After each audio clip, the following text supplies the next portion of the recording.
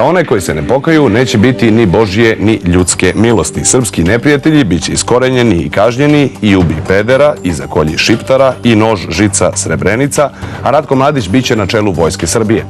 Ovo su između ostalog stavovi pristalica Obraza, organizacije koju je policija još pre par godina okarakterisala kao klerofašističku i nacionalističku. Ovih dana Ministarstvo za ljudska i manjinska prava zatražilo je njihovu zabranu i tužilaštvu podnelo inicijativu da ispita ustavnost i zakonitost njihovog rada. Brojni su srpski neprijatelji, organizacije koja za sebe navodi da je politička, pravoslavna i saborna, ali ne partijska, koja ne veruje u pluralizam interesa u srpskom narodu. To su cionisti, ustaše, muslimanski ekstremisti, šiptarski teroristi, sektaši i lažni mirotvorci. Pripadnicima Obraza mnoge nevladine organizacije pripisuju izazivanje nemira na javnim mestima, kao i širenje rasne, verske i nacionalne mržnje, gde je njihovo delovanje protivustavno, smatra Ministarstvo za ljudska i manjinska prava, koje će tužilaštvu podneti dokaze da ugrožavaju bezbednost i pozivaju na nasilje protiv određenih grupacija, pogotovo na internetu. U slučaju Obraza je nesumnjivo antisemitski organizacija koja propoveda antisemitizam, da propoveda mržnju prema Hrvatima, koje naravno zove ustaše, mržnju prema Bošnjacima, muslimanima, koje naziva ne znam nija kako, i naravno šta više mržnju prema onim Srbima koji su lažni mirotvorci. Ajde da ne kažemo da je to rasno, ali ovo ostaje dovoljno da se briše iz registra i da se od te organizacije traži da zastupa svoje mišljenja u onoj meri koje su ona nisu protivno ustavno.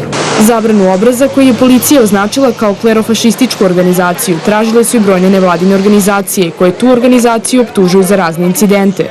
Poslednji se dogodio pre 10 dana u Novom Sadu, na demonstracijama povodom godišnjice jednostranog proglašenja nezavisnosti Kosova, na kome su pristalice Obraza uzvikivale Čanak pod nož i Ustaše Ustaše.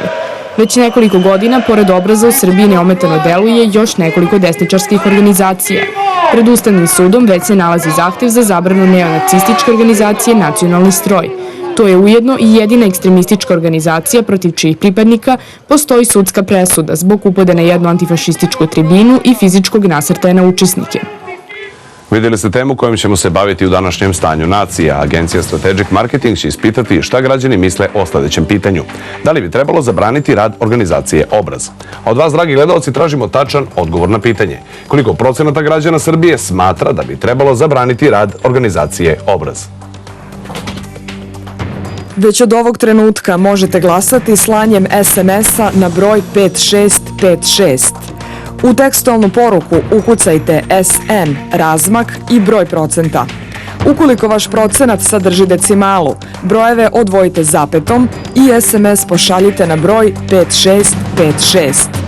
Ukoliko, na primjer, smatrate da je procenat onih koji su odgovorili pozitivno 76,85, ukucajte SN 76,85 i SMS pošaljite na 5656.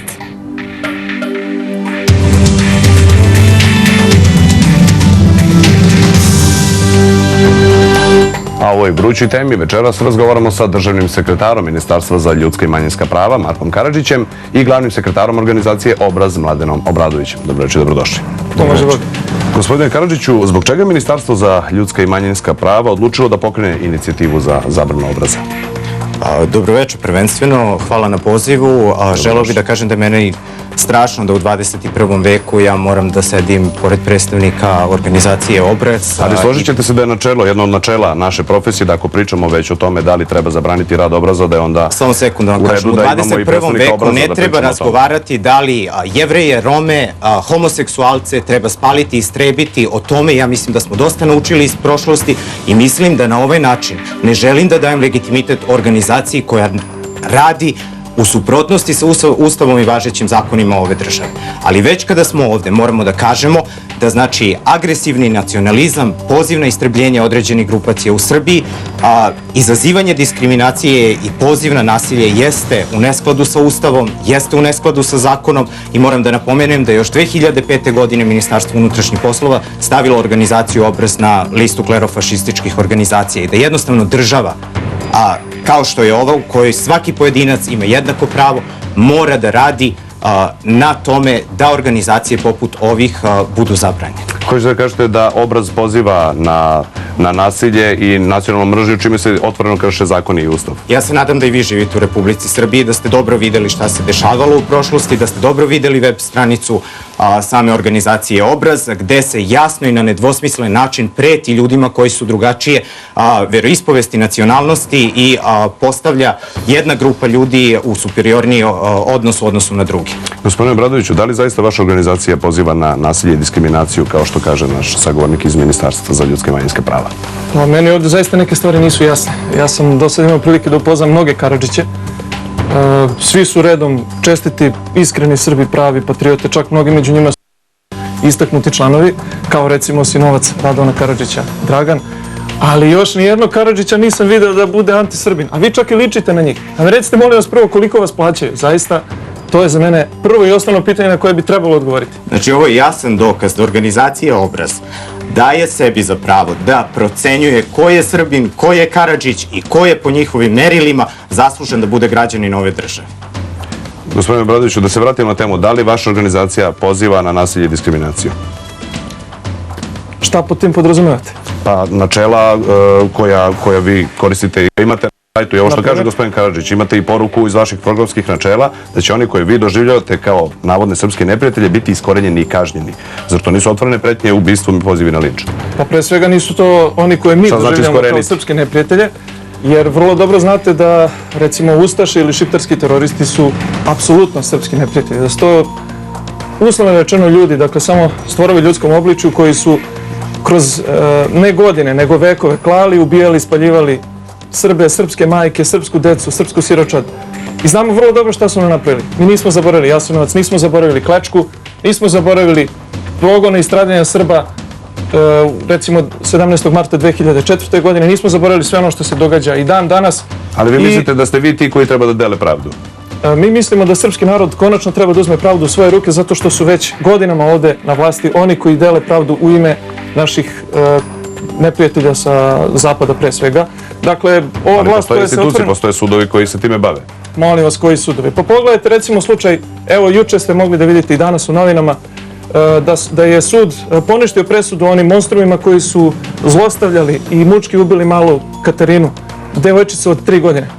I sud je njih, jel tako, oslobodio sada, poništio prethodno donesenu presudu i sve vratio iz početka. Znate kroz kakve strahote prolazilo to dete? Gde su ljudska prava za nju? A da ne govorimo o nekom drugom slučaju. Recimo, svi znate za... Republika Srbija jeste zemlja, znači, isto više dugo pričate. Republika Srbija jeste zemlja svih nas koji živimo u njoj, bez obzira da li smo pravoslavci, katolici, muslimani i jevreji, bez obzira da li smo Mađari, Rusini, Romi ili bilo ko. Ja jednostavno ne mogu da dozvolim da vršim funkciju državnog sekretara u Ministarstvu za ljudska i manjinska prava, da poštujem ustav i zakon, a da moram da idem u romsko naselje u Kraljevu, gde ljudi na ulici stražare ne bili spaljeni zbog poziva koji ste uputili. To je stravično da se jedan zločin koristi za pozivanje za drugi zločin na nacionalnoj i verskoj mržnji. Nemojte meni pričati o Jasenovcu, niko od nas nije zaboravio Jasenovac, niti iko kaže da je to ono što treba da bude. Svako od nas je zapamtio dobro Jasenovac i mi veoma dobro znamo istoriju. Mi odlično istoriju znamo, ali je gledamo u onom svetlu da iz te istorije nešto naučimo, a ne da sebi damo za pravo da isti zločin kasnije podstrekujemo i radimo istu stvar u ovoj državi. U ovoj državi postoji zakon, postoji sudstvo, postoji policija. Jedna organizacija poput Obraza jednostavno nema mogućnost da uzima pravdu u svoje ruke.